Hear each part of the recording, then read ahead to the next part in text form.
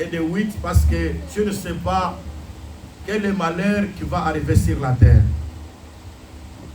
Et par la grâce de Dieu, nous avons découvert une chose très importante, que c'est Dieu qui avait jeté son pain sur la face des eaux.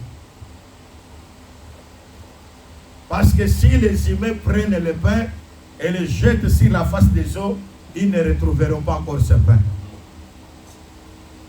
Mais dans la pensée de Dieu, Dieu savait que quand il jettera le pain sur la face des eaux, avec le temps, il devait encore récupérer ce pain-là. Et nous avons compris, bien-aimés, en parlant du pain, qu'on ne voyait pas le pain à la manière des hommes. Parce que dans la Bible, il y a quelqu'un qui s'est lui-même proclamé qu'il est le pain qui est descendu du ciel. En Jean chapitre 6e, il a dit ceci: vos pères ont mangé toute la manne dans le désert, ils sont tous morts. En d'autres termes, la manne qui était produite dans le désert a apporté la mort à Israël. Or, en réalité, ce qui était la base de la mort, c'était la loi de Moïse. Mais la source de la vie, nous la trouvons dans la grâce au moyen de la foi en Jésus-Christ. C'est pourquoi, bien-aimés dans le Seigneur, Jésus a dit: moi je suis le pain qui est descendu du ciel. Celui qui croit en moi, il a la vie éternelle. C'est là que nous voyons qu'avant Jésus-Christ, la vie éternelle n'était pas encore donnée aux humains. Tous les prophètes sont venus et ils ne sont pas venus sauver les humains. Parce que dans le sang des prophètes, dans le sang des rois, dans le sang des sacrificateurs, il y avait le péché.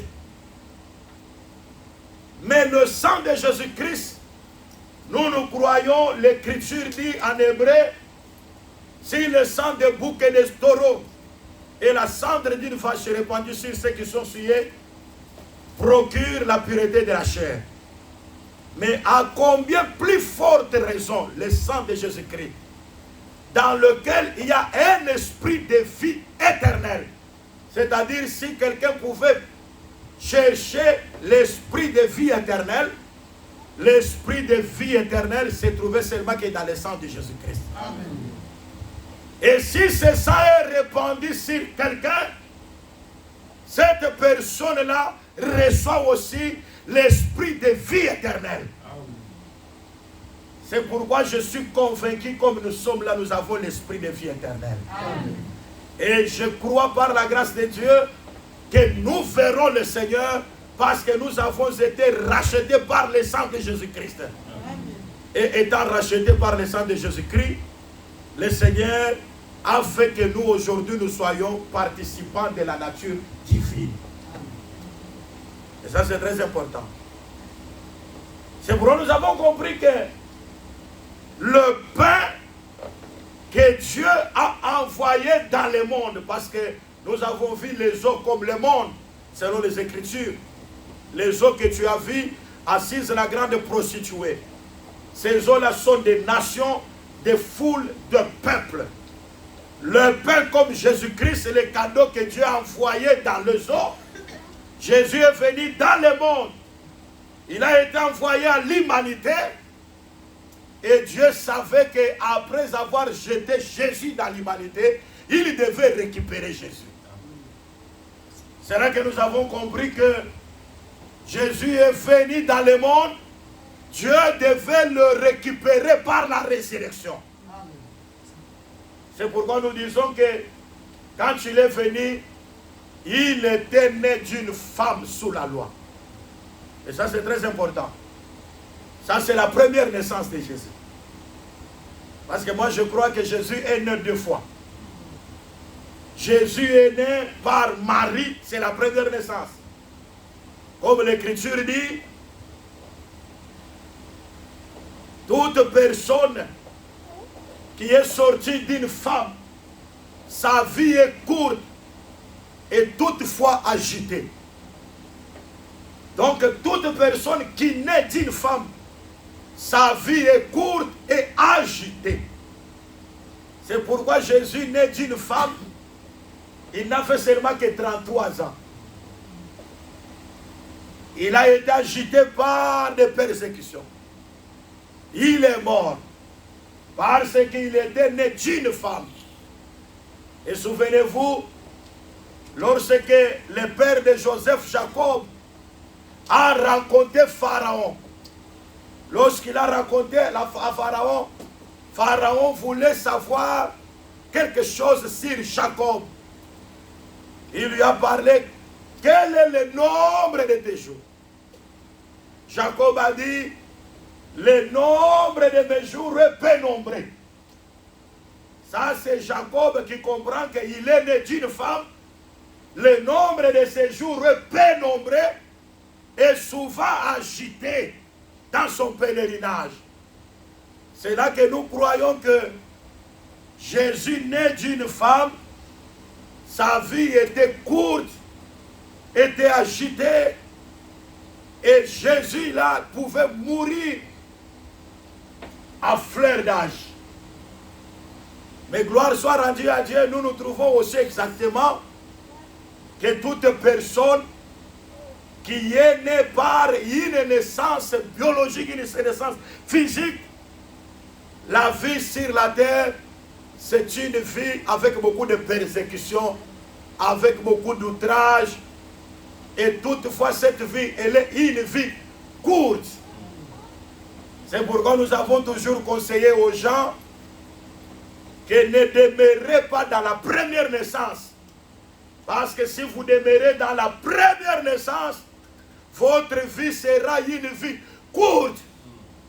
Mais si vous entrez dans la deuxième naissance, votre vie ne sera pas courte, mais vous aurez une vie prolongée. La vie prolongée, c'est la vie éternelle. C'est pourquoi Jésus, né d'une femme, sa vie était courte. Il est mort. Et quand il est mort, il a été enseveli. Le 3e jour, il est ressuscité du tombeau. Nous croyons que Jésus-Christ ressuscité du tombeau, c'est aussi une naissance. Là, ce n'était pas la naissance de la femme, mais il est sorti de la terre, libre, vainqueur, et Jésus ressuscité, il ne meurt plus. Amen. Jésus né de la femme, il meurt. Mais Jésus sorti de la terre par le Saint-Esprit, parce qu'il a été ressuscité par le Saint-Esprit. Et je suis convaincu que l'Esprit qui a ressuscité Jésus d'entre les morts, il est capable de ressusciter tous ceux qui étaient morts dans vos vies. Amen. À partir d'aujourd'hui, vous serez une autre race parce qu'il y a l'Esprit du Seigneur qui vous a ressuscité d'entre les morts. Amen. La deuxième naissance, c'est une naissance très importante qui surpasse la naissance que plusieurs ont reçue dans ce monde. Parce que par la naissance de nos mères, beaucoup de personnes sont entrées dans les traditions des hommes. Plusieurs sont entrés dans des coutumes. Plusieurs sont entrés dans le séparatisme. Mais par la naissance en esprit, il n'y a pas encore de division. La naissance en esprit consolide. La naissance en esprit rend que des humains puissent maintenant trouver la vraie identité. Et ça, c'est très important. C'est pourquoi Jésus a croisé un homme qui est venu le voir pendant la nuit. Un docteur célèbre en Israël. Son nom c'est Nicodème. Dans le livre de Jean chapitre 3e, Nicodème est venu de nuit voir Jésus. Et quand il voit Jésus, il dit, nous savons. Nous savons. Il n'a pas dit je sais, non. Nous savons. C'est-à-dire tout son groupe. le groupe de Sanhedrin. Tous ceux qui se croyaient être adeptes de Moïse. Parce que leur maître c'était Moïse. Leur enseignant c'était Moïse. Alors lui est venu de nuit. Parce que je sais que tous les adeptes de Moïse ne voulaient pas accepter Jésus. Et tous les principaux chefs religieux, l'Écriture dit, ils étaient convaincus de la doctrine de Jésus. Je vous dis la vérité. Beaucoup de faux pasteurs, de faux ministres, ils savent qu'il y a quelque part la vraie doctrine. Ils reconnaissent très bien que Jésus est prêché quelque part dans la vérité. C'est comme les contemporains de Jésus en ce temps-là, qui étaient dans le groupe de Sanhedrin. L'Écriture déclare que tous étaient convaincus. Ils étaient convaincus que Jésus-Christ prêchait la vérité. Ils savaient que la doctrine que Jésus avait apportée était la vraie doctrine. Mais l'Écriture dit qu'ils ne voulaient pas quitter leur doctrine pour venir à Jésus. Pourquoi? La première des choses, ils voulaient que ces gens qui étaient là placés, les hauts placés, ne puissent pas les chasser dans leur synagogue. Parce qu'ils étaient chefs dans les synagogues. C'est ça le problème. Quand des personnes sont déjà chefs quelque part dans une synagogue, où il n'y a pas la parole, mais il se retrouve que je suis chef, il ne veut pas abandonner son poste là. Quoique il sait qu'en réalité ce que je fais n'est pas la vraie chose, mais il ne veut pas abandonner. Il ne voulait pas être chassé dans leur synagogue. Deuxièmement, l'Écriture dit, ils aimaient la gloire des hommes que la gloire de Dieu. Aujourd'hui, beaucoup de gens aiment la gloire des hommes. Ils aiment être appelés prédicateurs. Ils aiment être appelés ministres de la parole. Ils aiment bien la gloire des hommes. Bien-aimés dans le Seigneur, moi je préférerais dans ma vie que les hommes m'abandonnent, mais que Dieu ne m'abandonne pas. Parce que si Dieu est avec moi, je suis convaincu que je ferai des exploits et il écrasera mes ennemis. Je demande à Dieu qu'il vous accompagne. Je demande à Dieu qu'il marche avec vous. Je demande à Dieu qu'il marche dans vos entreprises. Je demande à Dieu qu'il entre dans vos familles. Et que si Dieu est avec vous, bien-aimés, oh bien-aimés, ne craignez rien. Si vous êtes avec Dieu, vous êtes plus nombreux que ceux qui sont avec eux. Et ça, c'est très important. C'est pourquoi vous remarquerez qu'un jour, une fois, l'armée syrienne était venue pour attaquer Israël. Élisée était avec son serviteur. Ils ont vu qu'il y avait beaucoup d'armées. Il y avait beaucoup de troupes. Et le serviteur d'Élisée a dit à Élisée, Élisée, tu regardes, ils sont plus nombreux. Maintenant, nous serons exterminés. Élisée a dit aux serviteurs, ceux qui sont avec nous, ils sont plus nombreux que ceux qui sont avec eux. Mais à la manière des hommes, il se retrouve, il est avec Élisée, Élisée est avec lui, mais Élisée lui dit, ceux qui sont avec nous, ils sont plus nombreux que ceux qui sont avec eux. Ah, mon Seigneur et mon Dieu. À la manière des hommes, en regardant, ils ne voient pas la pluralité. Bien aimé, je vais vous dire, comme nous sommes là, nous avons ici une grande armée des anges de Dieu. Amen. Nous avons ici Dieu. Parce que Dieu, c'est la parole. C'est pourquoi je demande à Dieu, même quand tu te retrouveras à la manière des hommes, que tu es seul, mais que tu trouves la vraie foi, que tu n'es pas seul. Qu'il y a la multitude d'anges célestes qui nous accompagnent. Et quand les anges nous accompagnent, aucune maladie ne peut rien contre nous. La sorcellerie ne peut rien contre nous. La magie ne peut rien contre nous. Les forces du mal ne peuvent rien contre nous. Parce que nous croyons qu'avec Dieu, nous ferons des exploits. Frères et sœurs, Dieu, Élisée a dit à Dieu, ouvre les yeux de ses serviteurs. Les cieux de Géasi sont ouverts et l'Écriture dit, les serviteurs a vu une montagne. Et le char de feu était plusieurs couvrant cette montagne. Les serviteurs d'Élisa ont compris exactement. Nous comprenons que nous avons une grande armée. Et la grande armée entoure la montagne.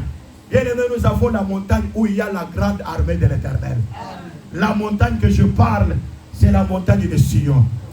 Des myriades qui forment le cœur des anges. La montagne où il y a plusieurs armées. C'est pourquoi, bien aimé, quand je parle de cette montagne, je parle de la personne de Jésus-Christ. Quand vous avez Jésus, vous avez des myriades de l'armée céleste qui nous accompagne. Et ça, c'est très important. C'est pourquoi vous remarquerez que quand Pierre a coupé l'oreille de Marcus, Jésus a dit à Pierre, remets ton épée dans le fourreau. Remets ton épée dans le fourreau. Parce que j'ai le pouvoir d'appeler tous les hommes des anges. Ils viendront me secourir. Parce que ce n'était pas le temps de faire sortir l'épée. C'était le temps de garder d'abord l'épée dans le fourreau. Parce que ce n'était pas encore le temps de la bataille d'Armageddon. Ce n'était pas le temps de la guerre de Gog et Magog. C'était le temps où Jésus-Christ était venu pour pouvoir donner sa vie afin qu'il puisse racheter aujourd'hui le peuple qui lui appartient aujourd'hui. Et je suis convaincu que vous êtes rachetés du Seigneur. C'est pourquoi il a dit à Pierre, remets ton épée dans le fourreau. Bien aimé, c'est très important. Pierre devait remettre l'épée dans le fourreau. Parce que ce n'était pas le temps de combattre. Ce n'était pas le temps où ils devaient montrer qu'ils sont plus forts. Bien aimé, je suis convaincu que quand Dieu veut faire de grandes choses, il soulève les ennemis. Quand Dieu veut t'utiliser puissamment, quand Dieu veut faire de toi quelques petites personnes qui peuvent étonner le monde, Dieu soulève les ennemis. Ils deviennent comme s'ils sont forts. Je vais vous dire la vérité. Quand vous voyez des problèmes arriver dans votre vie, sachez qu'il y a quelque chose que Dieu prépare pour ta vie. Quand tu vois les combats, les sorciers s'élèvent, les forces du mal s'élèvent dans ta vie, sachez une chose, bien-aimé, que Dieu veut te donner une autre percée. Et ça, c'est très important. C'est pourquoi l'apôtre Paul, en parlant de Pharaon, il dit Dieu a suscité Pharaon à dessein. Quand Pharaon s'est levé, il dominait Israël. Il leur donnait des corvées. Il leur donnait beaucoup de travaux pénibles. Bien aimé, c'est Dieu qui était la base. C'est lui qui avait suscité Pharaon, c'était Dieu. Bien aimé, beaucoup de problèmes qui arrivent sur votre parcours, c'est Dieu qui élève. Et après ces problèmes, Dieu va enterrer ces problèmes pour faire éclater sa puissance sur toute la surface de la terre. Amen. Et ça, je suis convaincu. C'est pourquoi, bien aimé, l'Écriture dit, Dieu a suscité Pharaon à dessein pour faire éclater sa puissance sur toute la surface de la terre. Parce qu'un enfant de Dieu ne sera jamais terrassé par les malins. L'enfant de Dieu ne sera jamais terrassé par les forces des ténèbres. Et ça, je le confirme de tout mon cœur. Vous pouvez savoir comme si vous êtes faible, mais en réalité, vous n'êtes pas faible. C'est pourquoi quand vous vous retrouvez dans un état de faiblesse, ne croyez pas cette faiblesse-là. Quand vous retrouvez des fois que vous êtes malade, ne croyez pas cette maladie-là. Et pourquoi la Bible déclare que celui qui est faible dise, je suis fort. Et ça, c'est très important. Donc, dans la chair, vous vous sentez faible. Mais par la foi, vous déclarez, je suis fort. Amen. Je vois, il y a des forts ici. Amen. Et si vous êtes fort, ce n'est pas à cause de vous-même. C'est à cause du Seigneur Jésus-Christ. À cause de Jésus-Christ, nous sommes forts. Amen. Vous vous sentez malade, vous déclarez, non, je ne suis pas malade, je suis déjà guéri. Amen. Vous sentez que ça ne va pas. À la manière des hommes, on dit ça ne va pas. Mais par la foi, tu dis, ça va au nom de Jésus-Christ. Ah oui. Ce que tu confesses là, le Seigneur t'accompagnera. Amen. Le Seigneur fera que tu puisses avoir la victoire sur le mal. Amen. C'est la chose la plus importante. Que le Seigneur nous aide. C'est pourquoi, bien aimé dans le Seigneur, celui qui a Jésus, il a triomphé du monde. La Bible déclare que la victoire qui triomphe du monde, mais c'est notre foi. Quand vous avez la victoire, le monde ne peut jamais, quand vous avez la foi en Jésus-Christ, vous avez la victoire dans ce monde.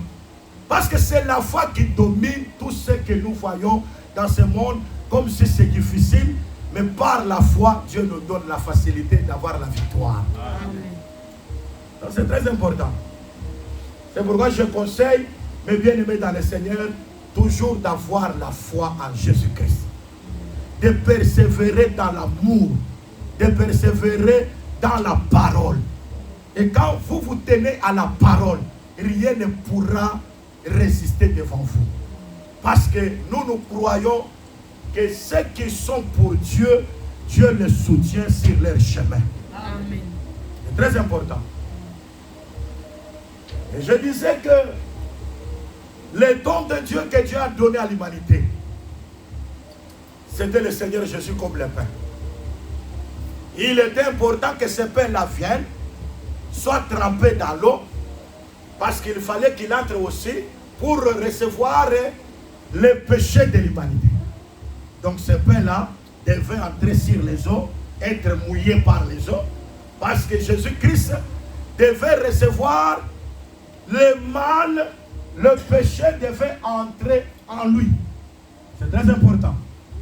Et après, Dieu a fait que Jésus-Christ puisse être ressuscité des morts. Amen. Amen. Donc la résurrection de Jésus-Christ a certifié que quand vous êtes en Christ, Christ vous fait passer un temps, vous pouvez être humilié, vous pouvez être agacé, mais sachez que après un moment, le Seigneur fera de vous quelque chose d'important. Amen. À la manière des hommes, quand on a enterré Jésus, les premiers jours, d'abord, moi je m'étonne beaucoup.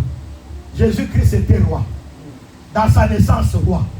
Parce que les mages sont allés à l'adorer comme roi. C'est ça, non? Et moi j'ai dit que Jésus est toujours roi. Les mages sont allés l'adorer comme roi. Mais qu'est-ce qu'on a dit? Où est le roi qui vient de naître? Nous avons entendu et nous avons vu son étoile qui nous a conduits pour aller là, pour l'adorer. Ils ont quitté l'Orient pour venir adorer le roi qui venait de naître. Donc Jésus, il est né roi. Il est né roi. Les mages ont quitté l'Orient pour venir donner les offrandes à l'enfant. Et ça c'est très important. Moi j'ai toujours dit ceci. Abraham, dans toute sa vie, il a mis au monde combien d'enfants? Vous avez l'idée? 8 enfants, que Dieu vous bénisse. Qui a dit ça? C'est le frère bien-aimé. Que Dieu vous bénisse. Dans toute la vie d'Abraham, Abraham a eu 8 enfants. Vous savez comment on a calculé? Sarah a eu combien? Sarah a eu combien? Son nom c'est qui? Isaac. Agar a eu combien? Son nom c'est qui? Ismaël. Et les 6 autres sont venus de Ketura. C'est ça, non? Donc, à la mort de Sarah, Abraham s'est marié.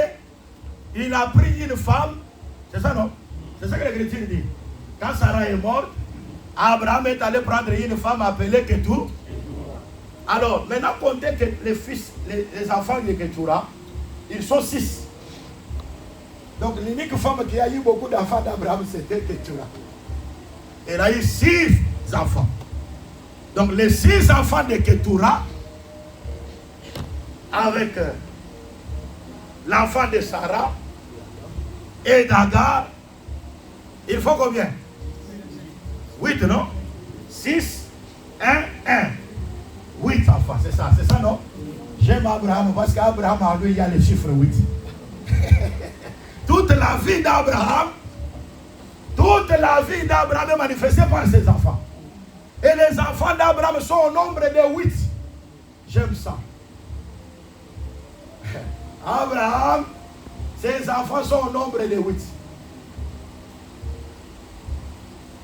Or, s'il n'y a pas le chiffre 8, Goliath ne sera pas vaincu.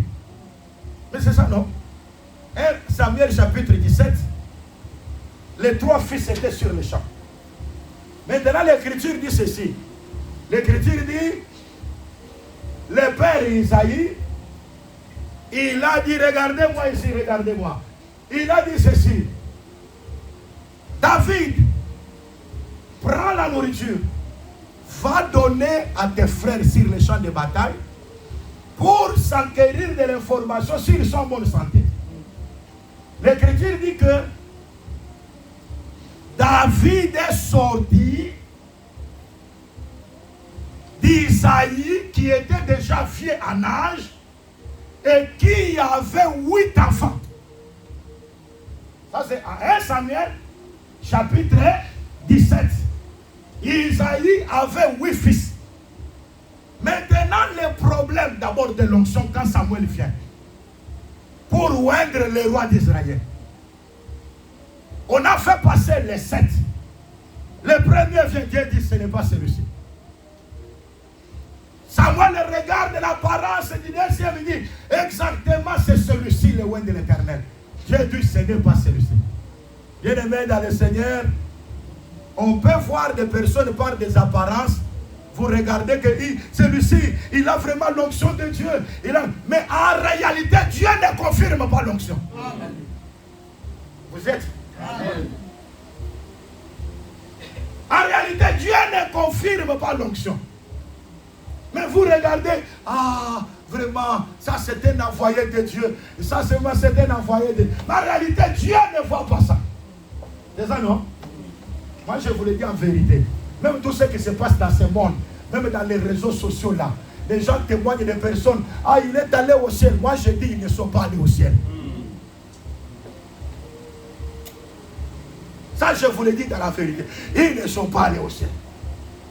Parce que pour André d'abord, jusqu'aujourd'hui, personne n'est allé au ciel. L'unique personne qui est allée au ciel, c'est le Seigneur Jésus-Christ. Comme il est entré dans le ciel, il est allé nous préparer la place. Maintenant, le premier peuple qui entrera dans le ciel, l'Écriture dit au son de la trompette, à la voix de l'archange, à un signal donné, les morts en Christ ressusciteront d'abord premièrement. Nous croyons qu'il y a les morts en Christ. Les frères Pierre, c'était mort en Christ aujourd'hui. Marie, mère de Jésus, c'est une sœur en Christ. Marie, jusqu'à aujourd'hui, elle se repose. Jusqu'à aujourd'hui, Marie se repose.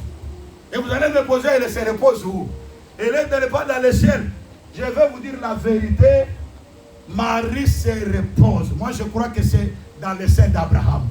Parce que le sein d'Abraham, c'est un lieu de repos où les gens sont tranquilles.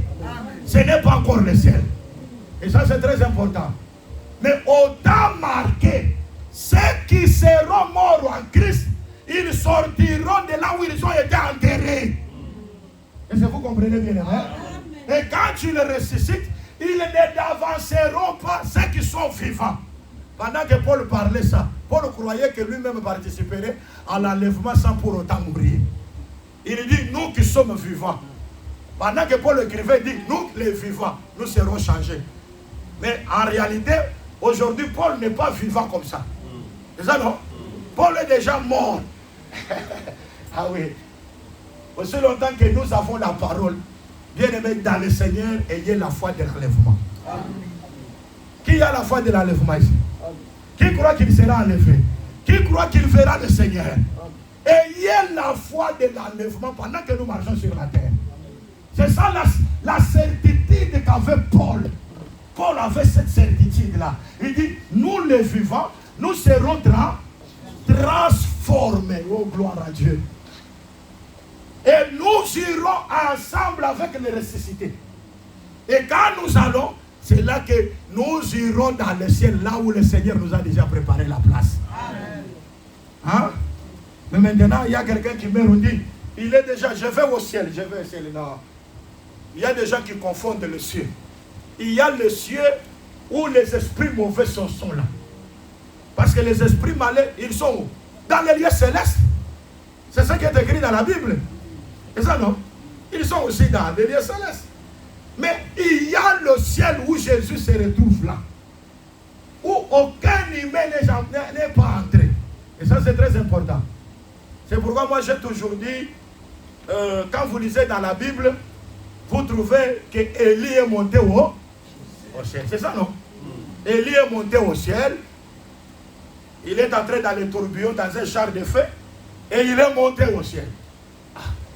Mais Jésus, quand il vient, il dit personne n'est monté au ciel. C'est là que les choses deviennent un peu compliquées.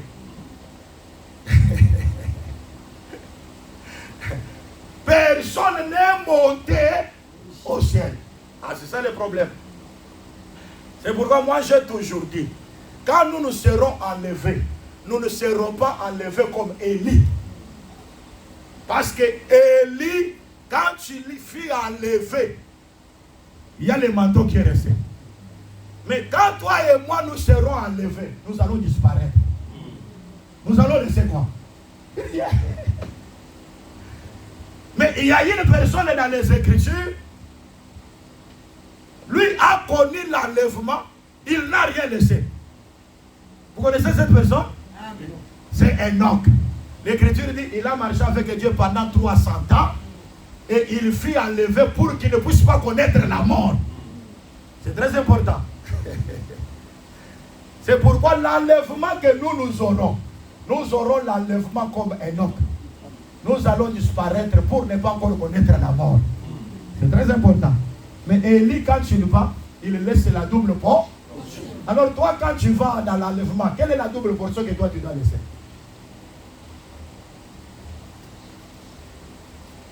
C'est très important. Il faut saisir ça. Quelle est la double portion que toi tu dois laisser? C'est pourquoi notre enlèvement n'est pas comme Élie, mais notre enlèvement, c'est comme Enoch. Et ça, c'est très important. Mais je voudrais seulement vous dire tout simplement une chose. Le ciel, où c'est réservé pour les sauver. Même quand Élie allait, il ne pouvait pas d'abord entrer là-bas. Parce que Élie, c'est un homme de même nature que nous. Donc quand on parle qu'il est un homme de la même nature que nous, c'est-à-dire que Dieu l'a enlevé pour le préserver quelque part. Mais pour ne pas entrer dans le ciel où le Seigneur Jésus se trouve aujourd'hui. Et ça c'est très important. Et moi je crois de tout cœur, l'enfant de Dieu qui meurt aujourd'hui, Dieu le réserve quelque part. Élie ne pouvait pas rejoindre Jésus. Parce que jusque-là, il n'y avait pas encore la rédemption. Et c'est très important. Il n'y avait pas encore la rédemption. Remarquez bien, c'est très important. La mort a régné depuis Adam jusqu'à Moïse. Même si ceux qui n'avaient pas péché de la même transgression qu'Adam, la mort a régné sur eux. Dans tout le temps, avant que Jésus-Christ puisse venir, mourir et ressusciter. Avant que Jésus puisse venir, mourir et ressusciter. Tout le monde était enchaîné dans la condamnation, dans la corruption. À cause du sang d'Adam. Que chacun avait hérité. Parce que tous les humains sont sortis d'Adam. Et si Jésus ne pouvait pas venir, personne ne serait sauvé. Donc personne ne pouvait sauver. Personne. C'est pourquoi la mort de Jésus-Christ a été d'une importance capitale, parce que la mort de Jésus-Christ a fait que aujourd'hui, même ceux qui étaient les prophètes de l'ancienne alliance, Quand Jésus est ressuscité des morts, l'Écriture dit qu'ils ont aussi ressuscité, ils ont marché dans les rues de Jérusalem. C'est très important. Donc la résurrection de Jésus-Christ a amené aussi les justes qui étaient morts dans la résurrection. Bien aimé, vous vous souvenez du prophète Samuel? Un prophète puissant, Samuel. Mais quand il est mort, Samuel s'est retrouvé dans le séjour des morts. Il y avait une magicienne qui a eu la capacité de faire remonter Samuel pour venir voir Saoul. Mais bien aimé, aujourd'hui, si un enfant de Dieu meurt, un enfant de Dieu, s'il meurt, un vrai enfant de Dieu, s'il meurt, il se repose dans la paix. Aucun sorcier ne peut jamais venir pour prendre son image et commencer à se manifester. Oh, il est venu, il s'est manifesté, il s'est manifesté. Non. Mais pourquoi ce temps-là, une magicienne avait la capacité de pouvoir sortir Samuel pour venir? C'était parce que jusqu'à ce temps-là, la mort et le séjour des morts étaient au pouvoir de Satan.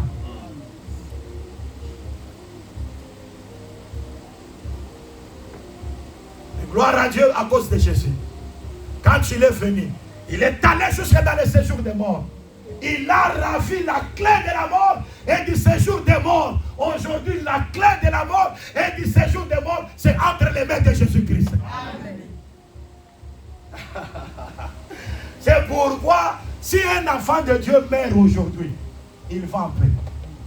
Il va en paix. Il n'y aura pas, oh non, non, nous sommes allés dans ce tombeau, nous avons vu, il y a une lumière, nous avons vu des gens chanter. Non, non, ça ce sont des fausses choses.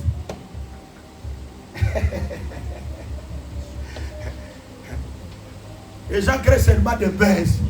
Ils veulent tout simplement que, en réalité, on puisse considérer, pour considérer qu'un homme était vraiment un homme de Dieu, ou il était un enfant de Dieu, c'est lorsqu'il meurt, il y a des signes qui se manifestent. Non, non, non, non.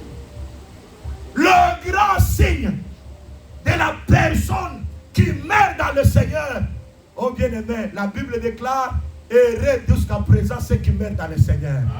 L'Écriture dit, ils se reposent. Parce que leurs œuvres les accompagnent. Les accompagnent où? Dans le repos où ils sont allés. Ce n'est pas, oh non, nous allons voir quelque chose qui doit se manifester pour prouver que réellement la personne était un enfant de Dieu. Nous pouvons mentir à tout le monde, mais nous ne pouvons pas mentir à notre propre conscience. Amen. Et ça, c'est très important. L'apôtre Paul a dit ceci.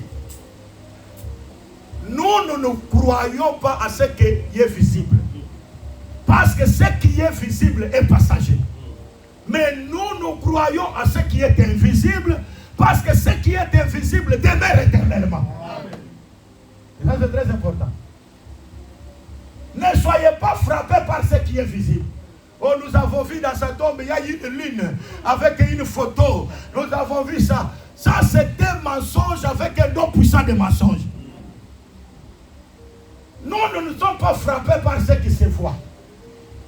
L'invisible ne nous intéresse pas. Mais ce qui nous intéresse, c'est l'invisible. Parce que l'invisible est passager. Mais l'invisible demeure éternellement. Amen.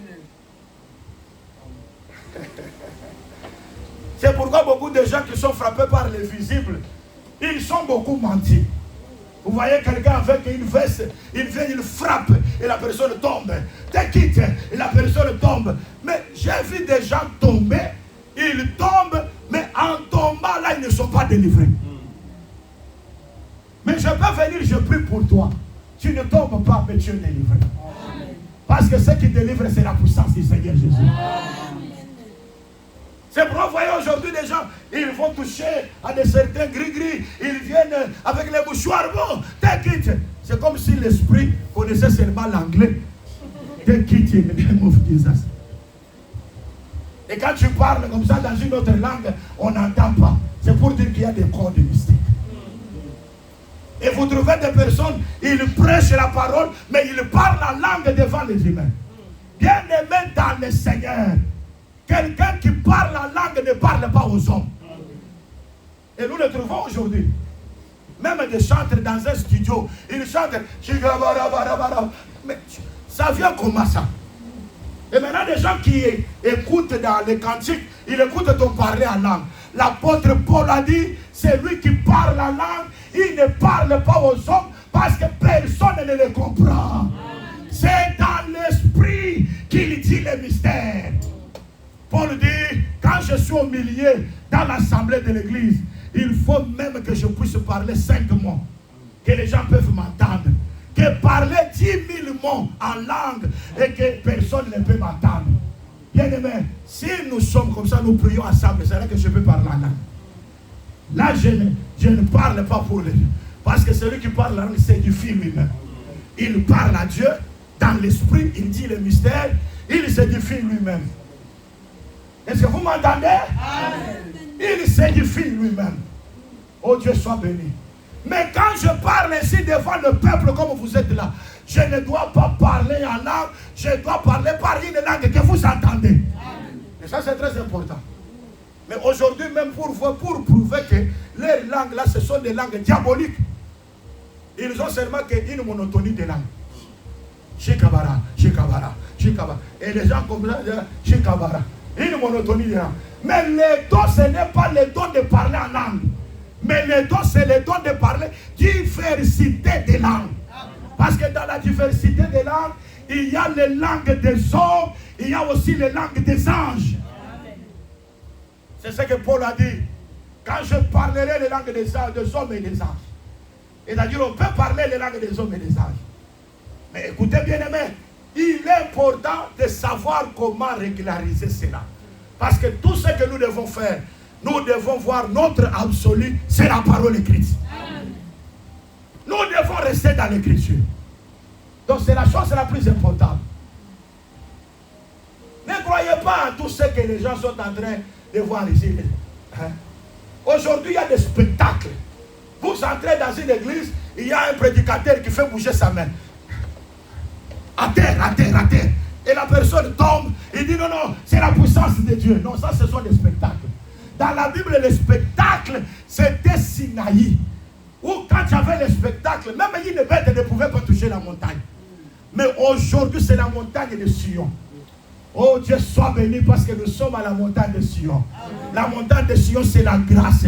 La grâce, c'est une voix douce et légère. Oh Dieu, béni soit-il. Nous aimons ça.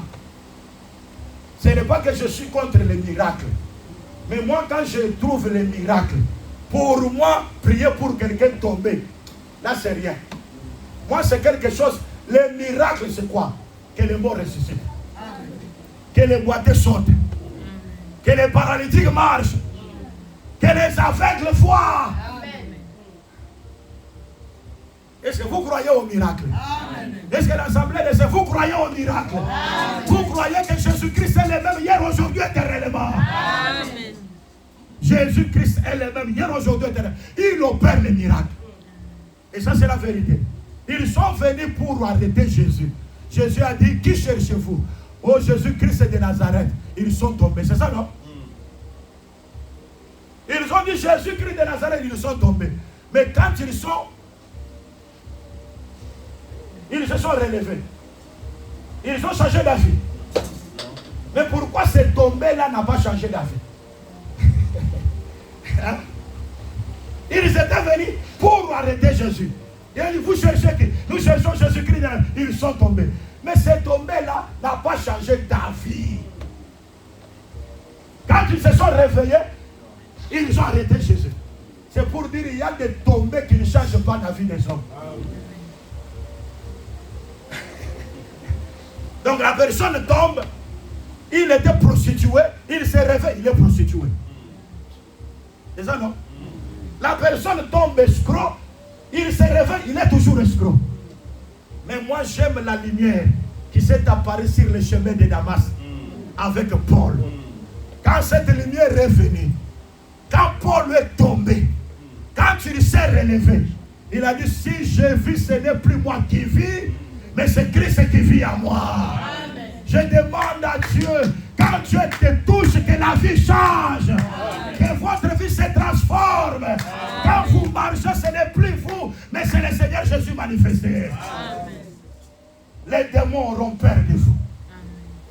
Amen. Même si vous dormez, vous avez l'assurance qu'aucun mal ne peut vous atteindre. Même si vous dormez, vous avez la confiance en Dieu que 1000 viendront, 10 000 viendront, ils ne vous atteindront pas. Parce que vous serez sous la sécurité de l'Éternel. Et ça c'est très important. Ah mes amis. Samuel le regarde, il dit c'est celui-là. Il dit non, non, pas lui. Le deuxième, non, pas lui. Troisième, non, pas lui. Quatrième, non, pas lui. Cinquième, septième. Il dit, est-ce qu'il n'y a-t-il pas encore un autre? Est-ce qu'il n'y a-t-il pas encore un autre? Oh, mais sur place, ce qui était là, c'était 7. Oh, il y a des personnes qui peuvent être présentes, mais Dieu ne les compte pas. Mais il y a une personne absente. Il est absent, mais Dieu connaît l'absent. C'est-à-dire, le 8e, c'est quelqu'un qui n'est pas compté. Hein? Quand on compte les jours, Dieu s'est reposé le 7e. Hein? Est-ce que le 8e on a compté? C'est-à-dire le 8e c'est un jour qui n'est pas compté. Dans la sagesse de Salomon, il dit ceci: ce qui est courbé ne peut jamais se redresser. C'est ça, non? Si tu vois quelque chose courbé, il ne peut jamais se redresser. Il dit ce qui n'existe pas, on ne peut pas le compter. Ça c'est Salomon. Si la chose n'existe pas, tu ne peux pas compter la chose. Ah, mais Samuel est venu. Il y avait quelqu'un qui n'existait pas. Celui qui n'existait pas, c'était le 8e. Il a dit, est-ce qu'il n'y a pas encore quelqu'un? Et il dit, Isaïe dit, oui, j'ai encore quelqu'un. Il est derrière les troupeaux. Il est dans la brousse. Il dit, amenez-le, c'est lui le roi de l'Éternel. Ah, l'onction de Dieu, c'est pour quelqu'un qui est là, qui ne se voit pas comme ça. C'est pourquoi je vais vous dire la vérité. Ne soyez pas frappés par ceux qui se voient comme ça. Hein? Il y a beaucoup de gens qui sont frappés par ceux qui les regardent. Jésus a dit, le royaume de Dieu ne viendra pas de façon à frapper les regards. Tout ce qui intimide, il n'y a pas Dieu là-bas.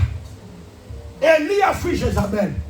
Quand Élie a fui Jézabel, Élie s'est retrouvé. L'Écriture dit, il s'est retrouvé quelque part. Il y a eu le grondement des tonnerres, les vents impétueux. Il croyait que Dieu était dans cela. L'Écriture dit que Dieu n'était pas là-bas. Le tremblement de terre, Dieu n'était pas là. Le feu, Dieu n'était pas là. Mais après toutes ces choses, une voix douce et légère. C'est alors que Dieu a parlé à Élie. Dans tout ce qui frappe les regards, le royaume de Dieu ne vient pas de façon à frapper le regard. La première des choses, crois seulement à la parole. Quand vous croyez à la parole, il y a la chose qui ne se voit pas, mais que Dieu compte. Ah oui. Et je suis convaincu qu'il y a des choses qui ne se voient pas dans vos vies, mais que Dieu a déjà compté pour vous. La foi nous permet que nous puissions voir des choses qui ne se voient pas comme ça. C'est pourquoi par la foi, il y a quelqu'un célibataire, mais dans le monde de la foi, Dieu lui donne le mariage. Et si vous ne le croyez pas, physiquement comme ça, le mariage n'est pas. Mais par la foi, il compte l'invisible.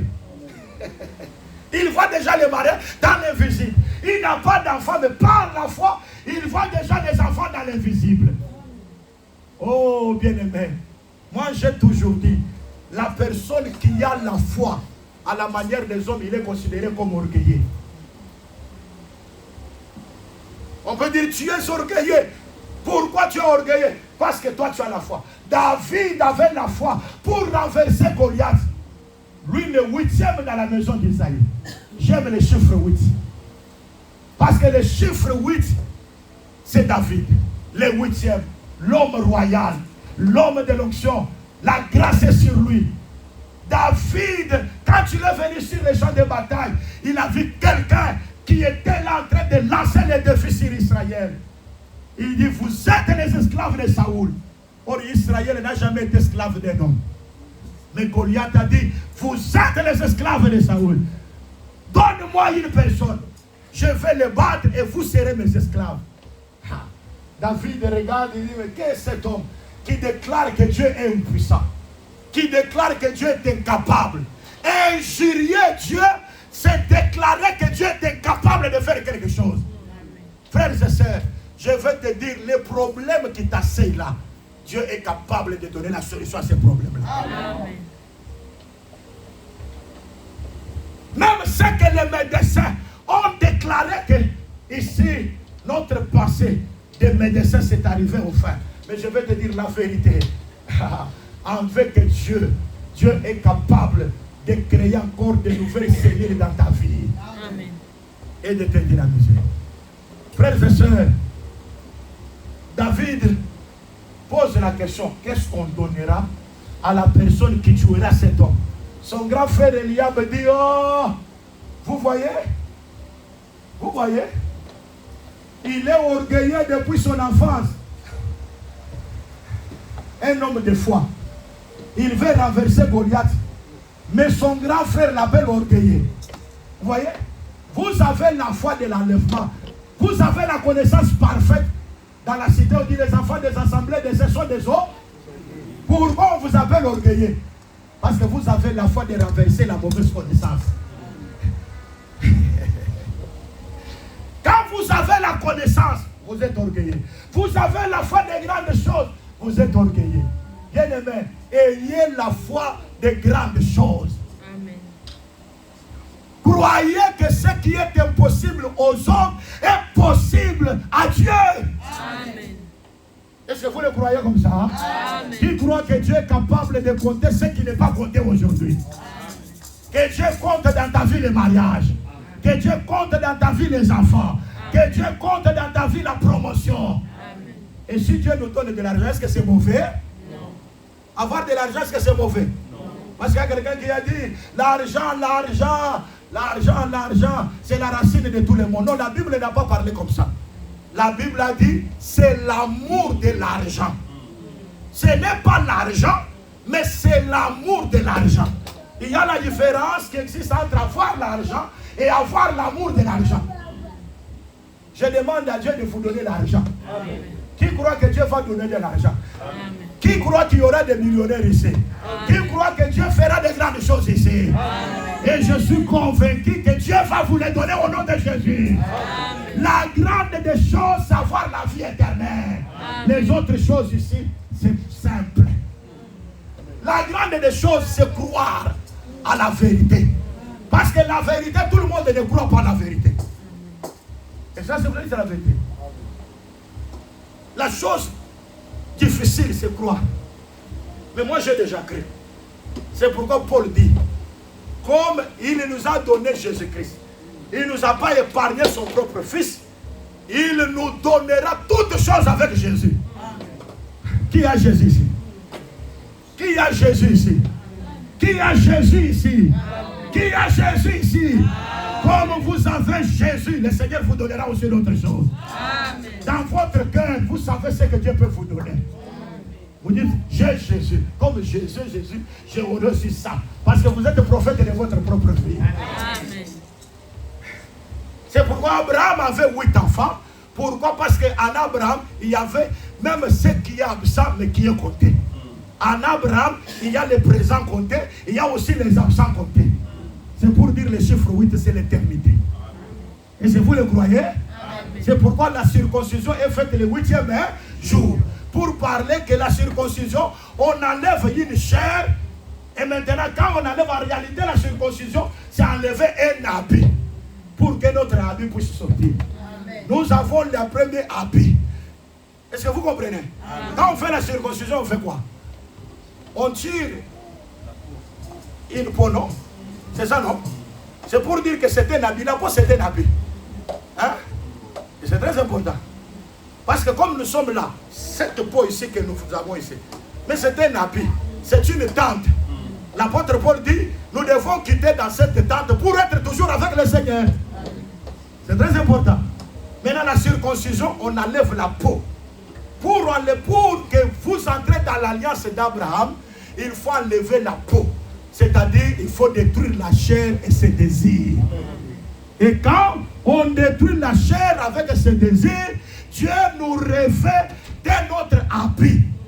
C'est ce que l'Écriture dit. Vous tous qui êtes en Jésus-Christ, vous êtes revêtus de Jésus-Christ. Notre habit nouveau, c'est le Seigneur Jésus-Christ. C'est pourquoi quand tu marches au milieu des sorciers, n'ayez pas peur. Parce que vous avez un habit. Et l'habit que le Seigneur vous a donné, c'est le Seigneur Jésus-Christ. Qui a Jésus et qui peut craindre les sorciers?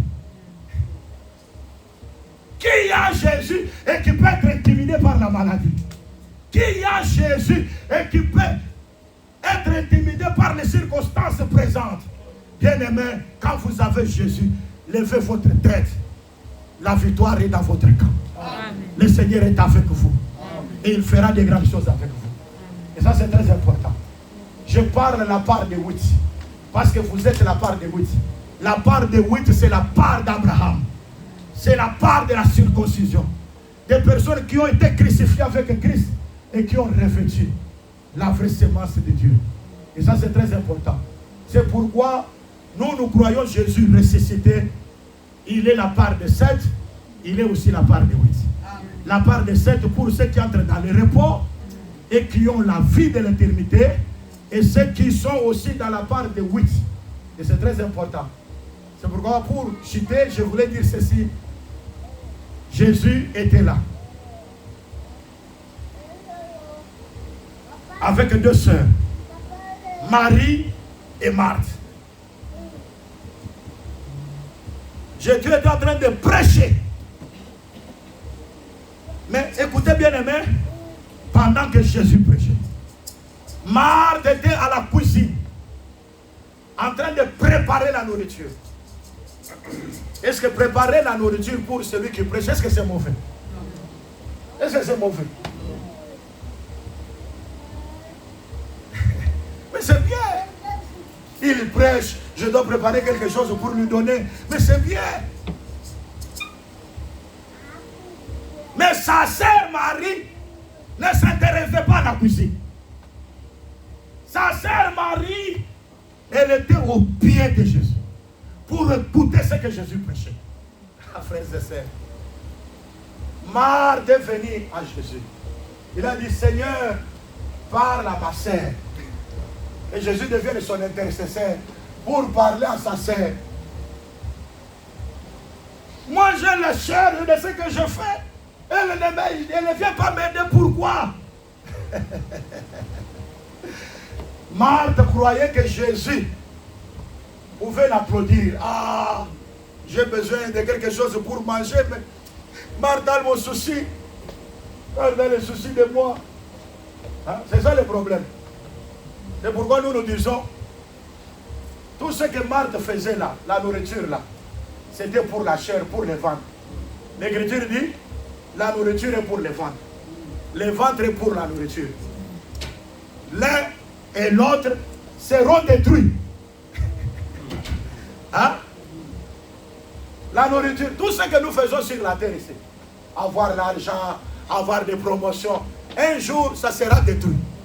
D'abord, des multimillionnaires, quand ils meurent, ils changent de nom. Pauvre.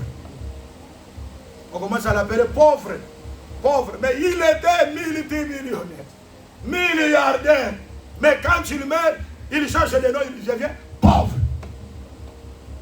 L'Écriture dit tout ce que nous avons amassé sur la terre. Quand tu meurs, tu laisses ça qui? Après tant d'efforts. Même dimanche, oh, je ne suis pas venu parce que j'avais un job, j'avais un caillou. Même dimanche, tout ce que nous faisons ici, dans tout ce que nous faisons, je vous conseillerais au nom du Seigneur, donnez la première place à Jésus-Christ. Que Jésus prenne votre première place. Considérez Jésus au-dessus de toutes choses. C'est la chose la plus importante.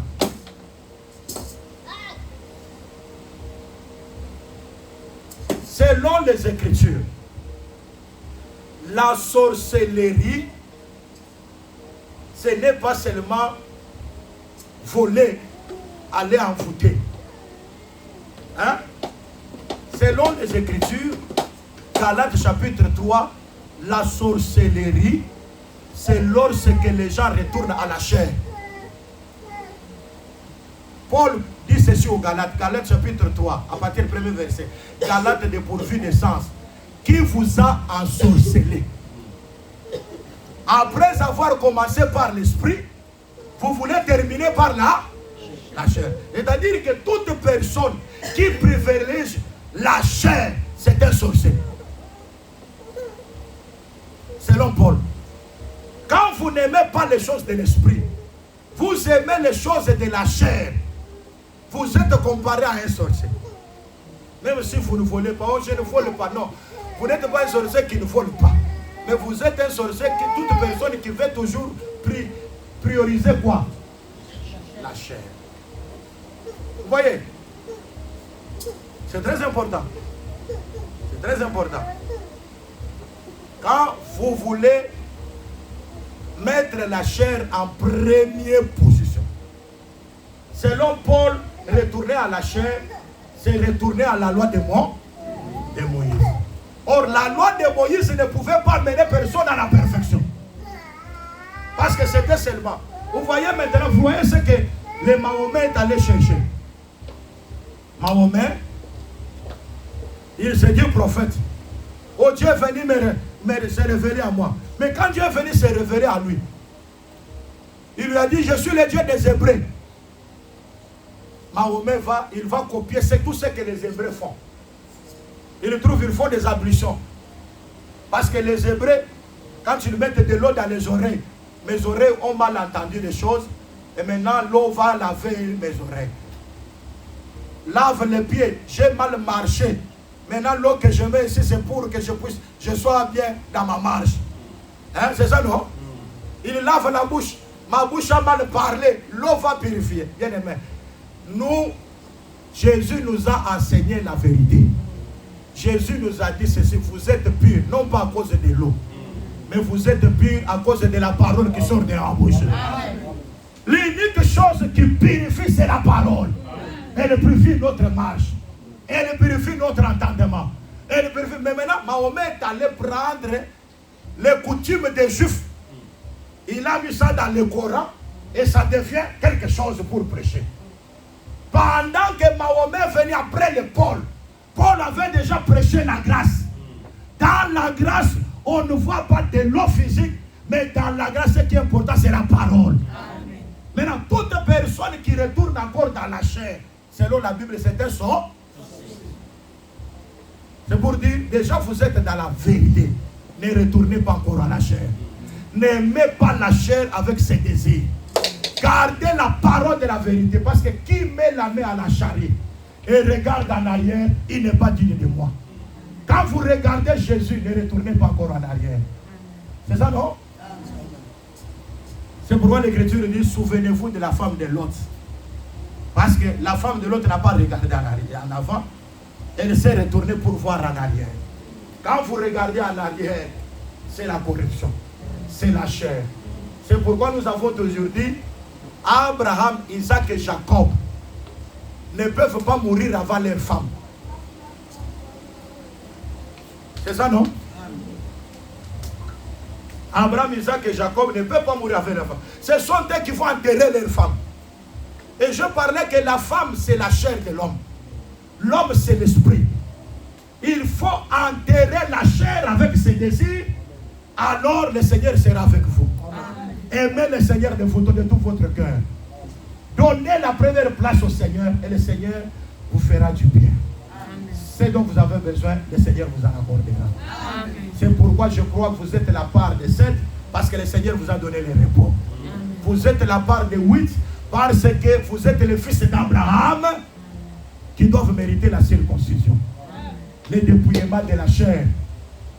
Que la chair soit dépouillée au nom de Jésus. Amen. Que les désirs de la chair soient dépouillés au nom de Jésus. Amen. Que tout ce qui lie à votre chair soit dépouillé au nom de Jésus-Christ. Que tout ce qui vous envoûtez dans la chair soit dépouillé au nom de Jésus-Christ. À partir d'aujourd'hui, que les œuvres de l'Esprit se fructifient. Qu'on voie la vie de prière en vous. L'amour de la parole en vous. La crainte de l'Éternel en vous. Et ça, c'est très important. Un enfant de Dieu qui ne prie pas, c'est un orgueil. Est-ce que vous croyez cela? La personne qui ne prie pas, c'est un... Nous prions parce que nous sommes faibles. Et quand j'entre en prière, je sais que c'est Dieu qui est le Tout-Puissant. Et quand je prie, c'est pour que Dieu me fasse du bien. Tu ne peux pas dormir sans prier. Tu ne peux pas te réveiller sans prier. Avoir la vie de prière, c'est avoir l'humilité. Que moi, je suis faible, mais celui qui est plus fort, c'est celui qui m'a créé. Je lui adresse mes intentions. Je lui adresse mes requêtes. Et quand je lui adresse mes intentions et mes requêtes, je sais que celui qui est au-dessus de moi, je m'humilie et il me donne du bien. Pour aujourd'hui, que Dieu bénisse sa parole.